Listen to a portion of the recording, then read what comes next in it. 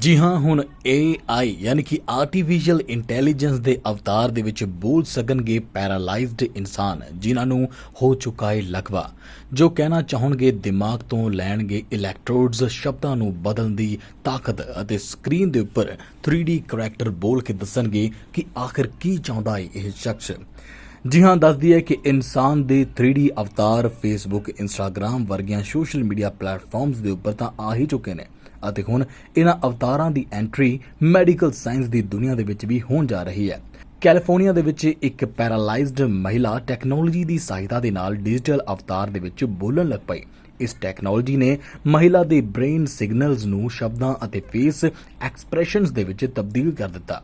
ਹੁਣ ਤੱਕ ਪੈਰਾਲਾਈਜ਼ਡ ਮਰੀਜ਼ਾਂ ਨੂੰ ਸਲੋ ਸਪੀਚ ਸਿੰਥੇਸਾਈਜ਼ਰ ਦੀ ਸਹਾਇਤਾ ਦੇ ਉੱਪਰ ਹੀ ਨਿਰਭਰ ਕਰਨਾ ਪੈਂਦਾ ਸੀ, ਪਰੰਤੂ ਹੁਣ ਇਸ ਨਵੀਂ ਤਕਨੀਕ ਦੇ ਨਾਲ ਉਹਨਾਂ ਪੇਸ਼ੈਂਟਸ ਨੂੰ ਵੀ ਕਾਫੀ ਜ਼ਿਆਦਾ ਫਾਇਦਾ ਹੋਣ ਵਾਲਾ ਹੈ, ਜੋ ਕਿ ਪੈਰਾਲਾਈਸਿਸ ਜਾਂ ਫਿਰ ਇਸ ਪ੍ਰਕਾਰ ਦੀ ਹੀ ਕਿਸੇ ਬਿਮਾਰੀ ਦੇ ਚੱਲਦੇ ਹੋਇਆਂ ਬੋਲਣ ਦੇ ਕਾਬਿਲ ਨਹੀਂ ਸੀ ਹੁੰਦੇ। ਨਵੇਂ ਅਵਤਾਰ ਤਕਨੀਕ ਦੇ ਵਿੱਚ ਬ੍ਰੇਨ ਕੰਪਿਊਟਰ ਇੰਟਰਫੇਸ ਯਾਨੀ ਕਿ BCIS ਦੀ ਤਰ੍ਹਾਂ ਇਹ ਦਿਮਾਗ ਦੇ ਵਿੱਚ ਹੋਣ ਵਾਲੀਆਂ ਐਕਟੀਵਿਟੀਜ਼ ਨੂੰ ਕੰਪਿਊਟਰ ਸਕਰੀਨ ਦੇ ਉੱਪਰ ਦਿਖਾਈ ਦਿੰਦੇ ਨੇ।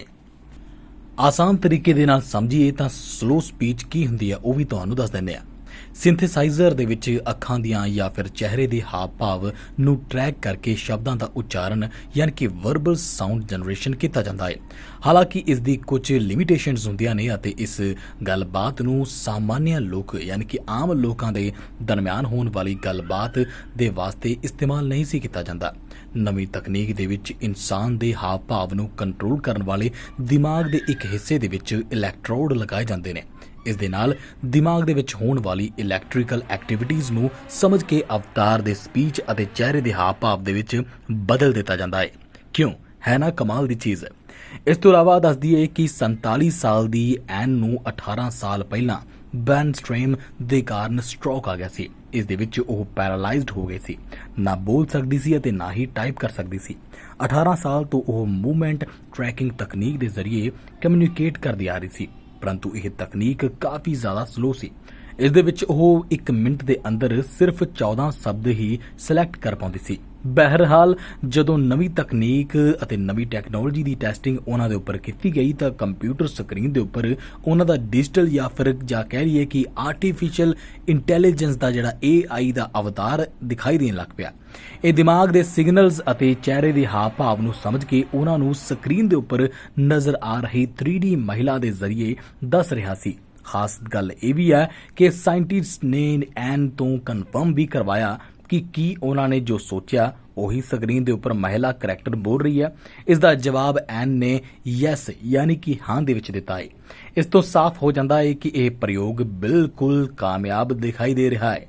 ਇਸ ਤੋਂ ਇਲਾਵਾ ਤੁਹਾਨੂੰ ਦੱਸ ਦਈਏ ਕਿ ਡਾਕਟਰਸ ਦੀ ਟੀਮ ਨੇ ਇੱਕ ਬੇਹੱਦ ਪਤਲੀ ਪਰਤ ਦੇ ਉੱਪਰ 253 ਇਲੈਕਟ੍ਰੋਡ ਸੈੱਟ ਕੀਤੇ ਨੇ। ਫਿਰ ਇਹਨਾਂ ਨੂੰ ਦਿਮਾਗ ਦੇ ਇੱਕ ਖਾਸ ਹਿੱਸੇ ਦੇ ਵਿੱਚ ਪਲਾਂਟ ਕੀਤਾ ਹੈ। ਦਰਅਸਲ ਇਹੀ ਉਹ ਹਿੱਸਾ ਹੁੰਦਾ ਹੈ ਜਿਸ ਦੇ ਜ਼ਰੀਏ ਕੋਈ ਇਨਸਾਨ ਬੋਲਦਾ ਹੈ ਜਾਂ ਫਿਰ ਉਸ ਦੇ ਫੇਸ ਦੇ ਉੱਪਰ ਐਕਸਪ੍ਰੈਸ਼ਨਸ ਨਜ਼ਰ ਆਉਂਦੇ ਨੇ।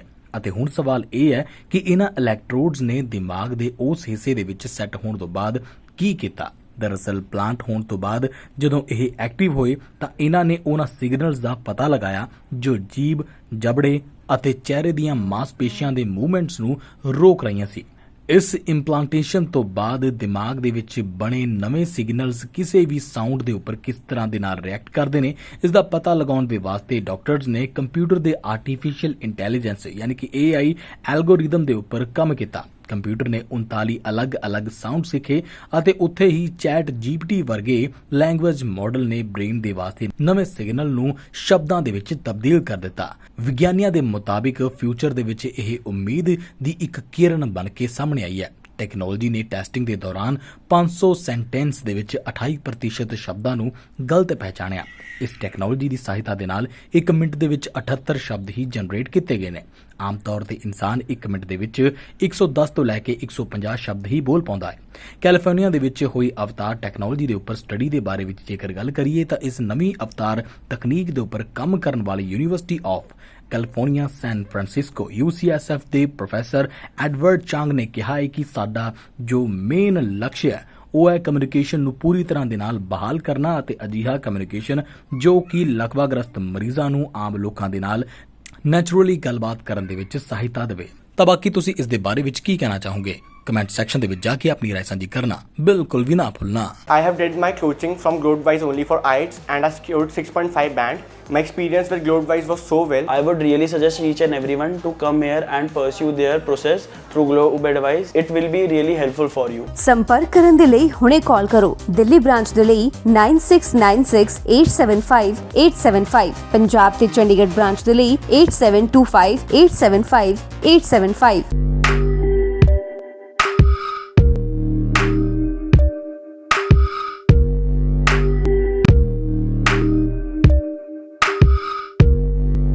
ਸਾਡੇ YouTube ਚੈਨਲ ਨੂੰ ਸਬਸਕ੍ਰਾਈਬ ਕਰੋ।